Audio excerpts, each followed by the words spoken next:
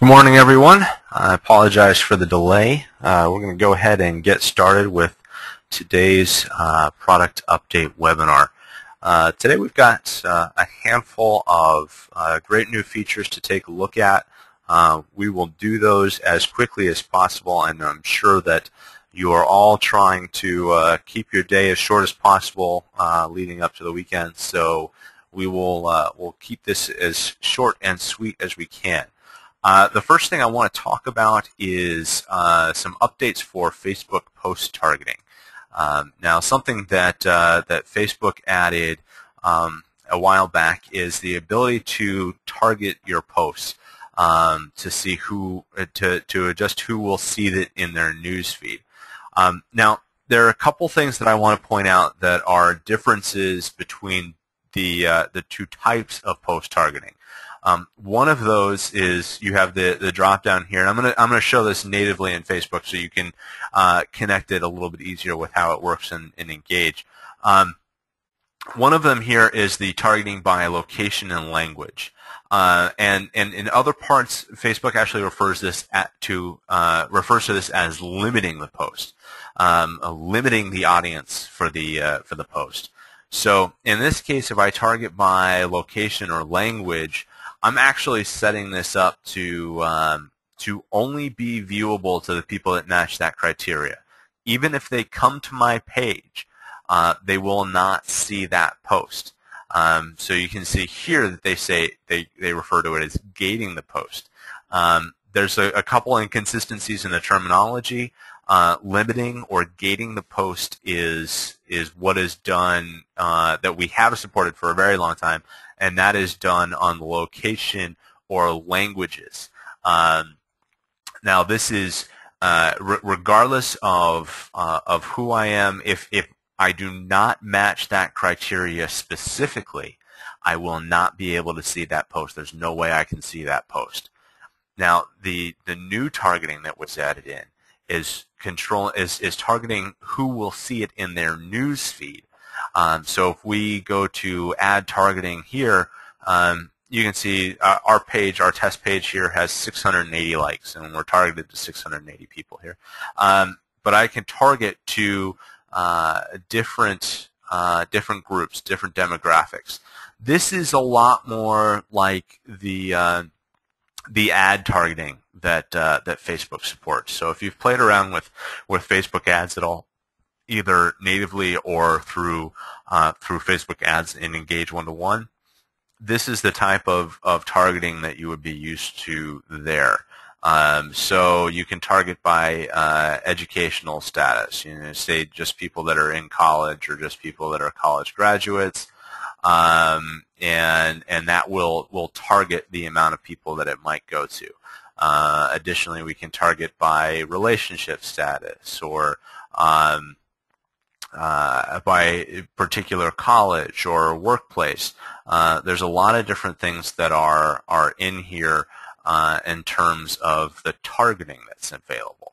But again, this is targeting it to an individual's news feed. So if I don't match that criteria and I go to visit the page directly, I'll still be able to see that post. It's still available. Anyone can view that post on the page directly. It's just targeting whose news feed it would show up in. So if we're matching our criteria to the people who are most likely to see it, and by extension, by targeting our post to the people that it's gonna make the most sense to, or who are gonna be most likely to click on it, that's going to be helping our edge rank. More people will like our post, more people will click on the post, more people will comment on it out of the people that see it, which in turn pushes everything up. So we're gonna that's what we've built into Engage now. So if I go over into Engage and we move to Speak, and then we'll choose corporate for this example here, and put together a test post and continue. Select Facebook. And then we can do any of our different status updates, rich links, notes, that sort of thing, and choose the connection that we want to post to.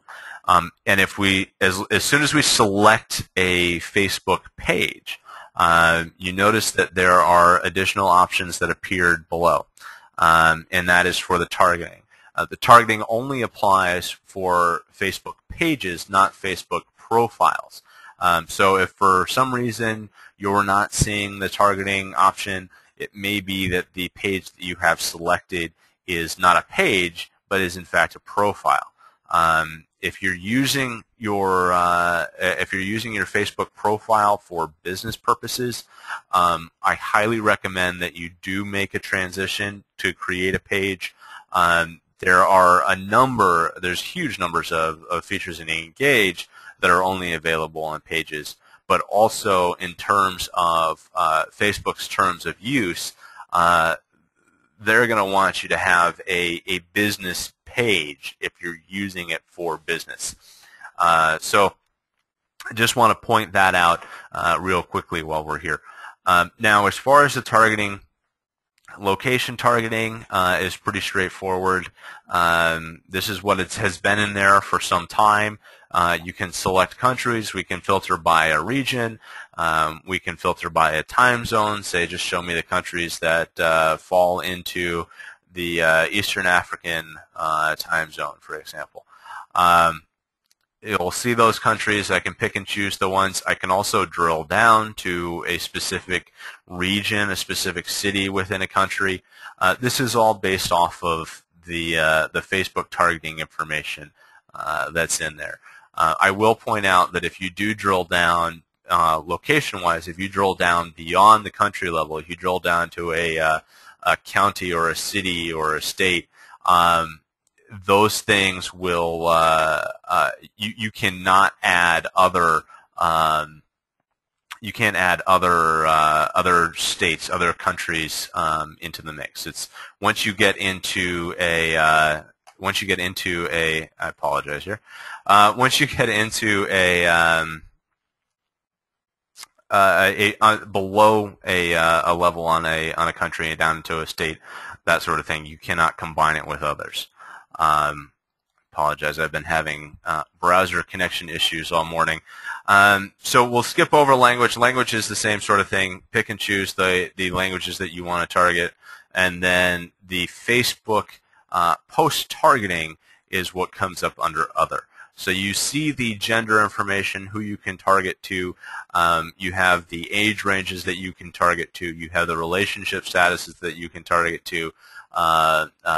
The sexual preference you can target to, education statuses, whether what level of education, and then you can also target on networks.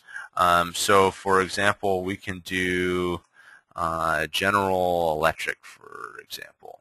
And if I get down here, we'll see that we're using Facebook's autocomplete here. So we choose as we start typing in a term for a network, one of the college or work networks, you'll see matching companies and colleges that will come up. So we can pick and choose those to add that to our targeting, and we'll see them listed out here. And then if we want to start putting some college network targeting in there, we can do all of that as well. So we're targeting, again, using that Facebook autocomplete. If I decide, oh, no, I didn't really want to use that, I can remove that.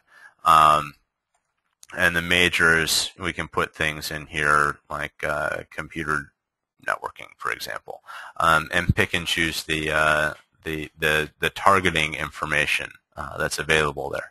Now, again, this is working off of the profiles of the individuals who like your pages. So if they don't have this information filled out, they will not match the criteria. So in terms of the education status, if they don't have their education status or any of those things filled in, they won't match the criteria. They won't see the post. But they could very well see the post if they do go and view it directly on your page. But so that's how we do the post-level targeting. It's still a fairly new feature within Facebook, but it was something that was requested by a number of our clients. So we wanted to make it available for everyone so they could start using it. And we want to hear back from you on how it's working out for you, what you think about it, if there are things that we can change to make it work a little bit better. Next thing I want to talk about is a change we made to Explore searches, Explore saved searches, I should say. So now if we go into Explore, any of the searches here, we've had the ability to edit some information about the searches, but we didn't allow you to edit the keywords of the saved searches. And the reason that we did that was that it wouldn't change the results that had already come in. And due to our clients' feedback, the understanding that we got is that it was less important to be able to change what they had already captured, and more important to be able to change what they would capture moving forward.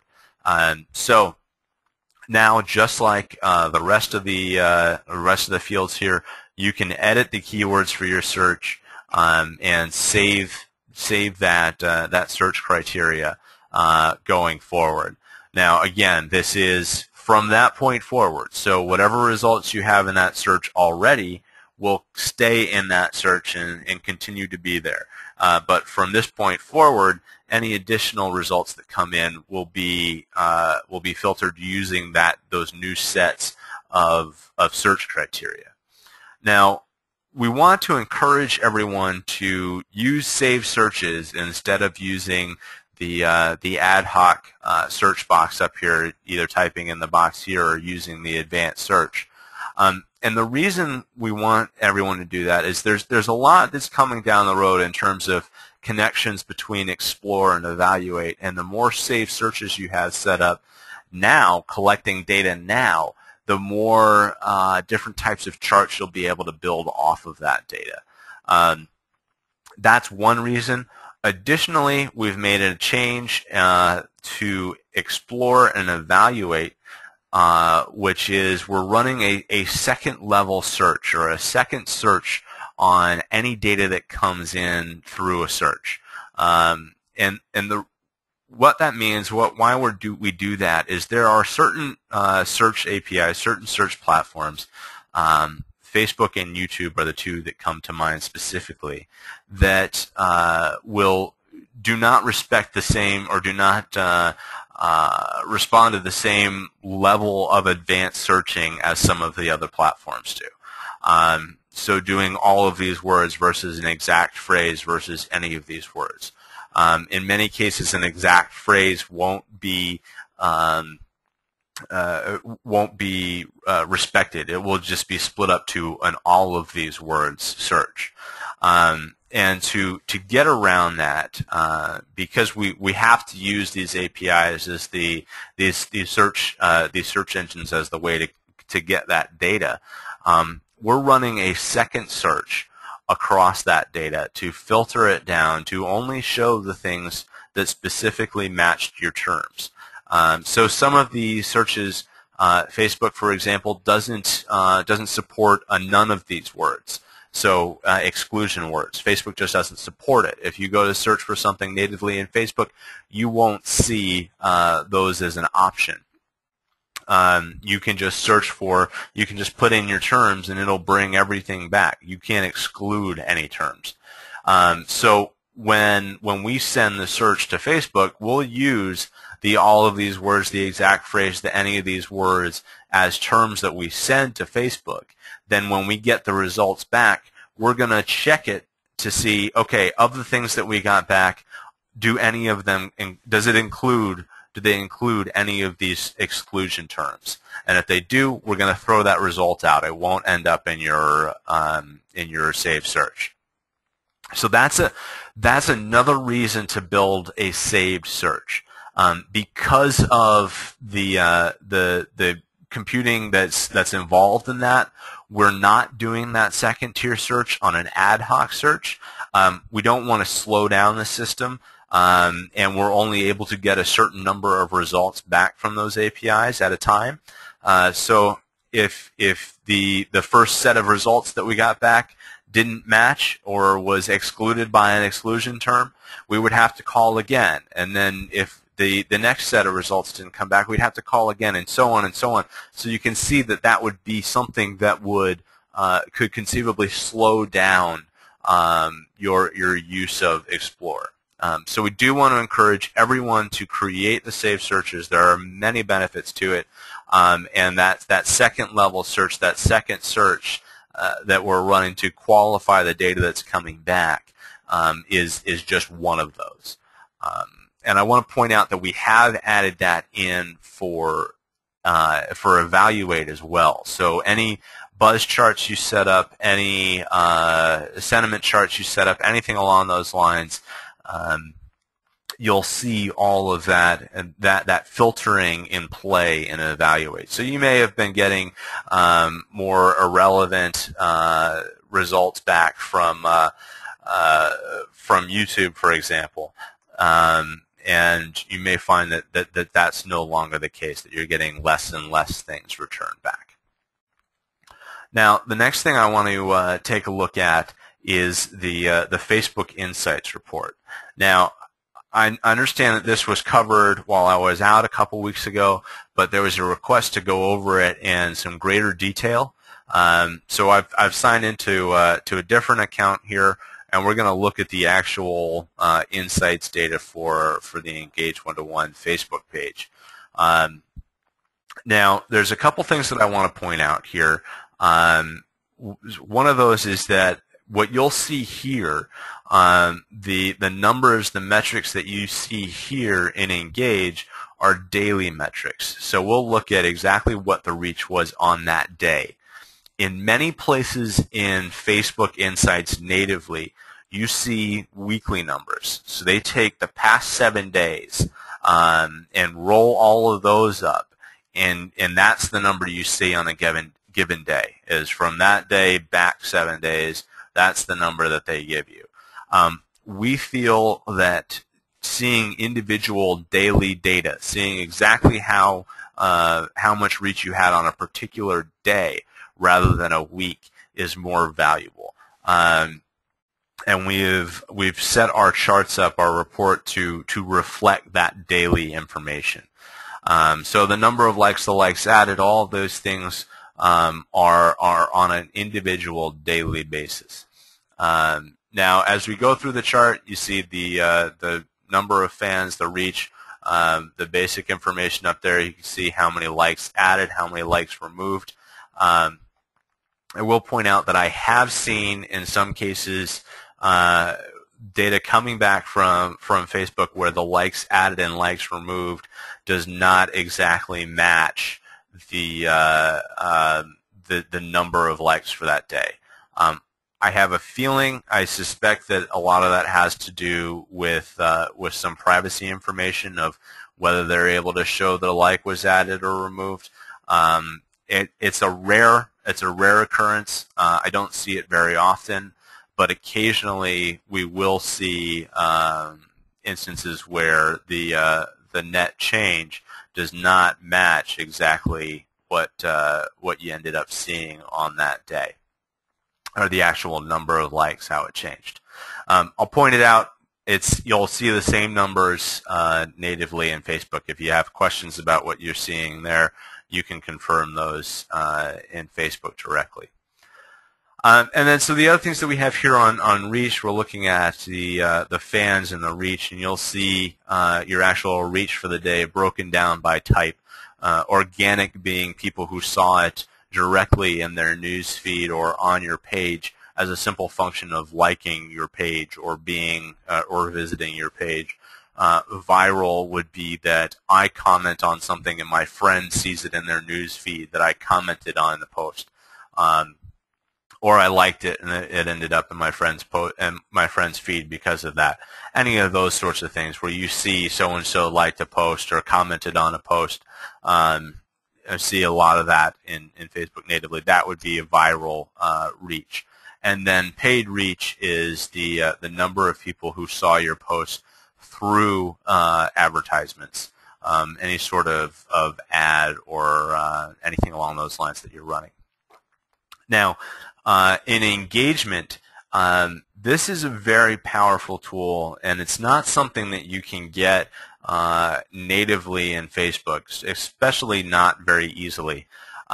So the basic numbers, the numbers of likes, comments, shares, that's all pretty straightforward. Just seeing numbers is something that you get in insights all over the place. However, what we're also doing is we're pulling the number, the top commenters and the top likes, top likers on your posts. So this is measuring just the posts that are sent out through Engage, because there's a lot more processing that has to go on in order to retrieve this information. So whatever posts are being, whatever posts are being sent through Engage, we're checking those to see who comments on them and who likes them. And we'll pull all that information in, and you'll see who is liking your posts and who is commenting on them often. And all of these are live links, so if we click through, we'll see the page for the person who the profile or page for the person or page that liked the post. We can click through and see that. You'll see that information, and the only way that you're able to get this natively in Facebook is to actually pull up the posts and look at who commented or liked it. So I don't have a whole, here we go. So I would have to look at the people who actually like it. So it's not something that's easy to pull together, but we think it's a very powerful piece of information to have, so that you can look at the people who are engaging with you most often and respond to them, and tailor your content to those who are engaging with your content most often. Then the demographic information that you see here is pretty much the same information that you see there in Facebook Insights natively, in terms of countries, gender, age bands, all that sort of information is all broken out here. You can see the raw numbers. One of the benefits here is that you can see the raw numbers in Facebook natively. You get a lot of percentages, the percentage of your fans that are from the U.S., for example. We see the percentage here, but we can also go and look at the actual raw numbers of how many people like the page from a particular country or demographic band. And then the post information, the raw post information, this is exactly the sort of thing that you would see in Facebook natively. You're seeing the post that you sent out, the number of clicks, the number of likes, the number of comments, shares, that sort of thing. Again, this is looking at the raw numbers, whereas the engagement is bringing in the more specific information of who is doing it. And I will finally point out that you can change the view here to view either the past 30 days or have it roll up by month. Now, not all of this information was being collected as far back as some of the other Facebook Insights information, so you may not see as much for some of these things. But all of that is being collected now moving forward, so you can see that we've got information from July forward. For the demographic things, countries, we've been collecting it since November. But now that we are collecting all that information, it will stay here available in Engage indefinitely. And that's something that is also difficult to get in Facebook, because a lot of their metrics are kept for a 28-day period. So we're giving you the ability to see month over month how all of your content is performing, how your outreach is performing. At any rate, I promised I would try and keep this quick, and we ran a little bit longer than I intended to. I want to thank everyone for joining us. Everyone have a wonderful Christmas holiday. We will not be conducting a webinar next week. We will be taking the week off from the webinars, but we will be back the following Friday to review all of the new features that come in the early in the new year.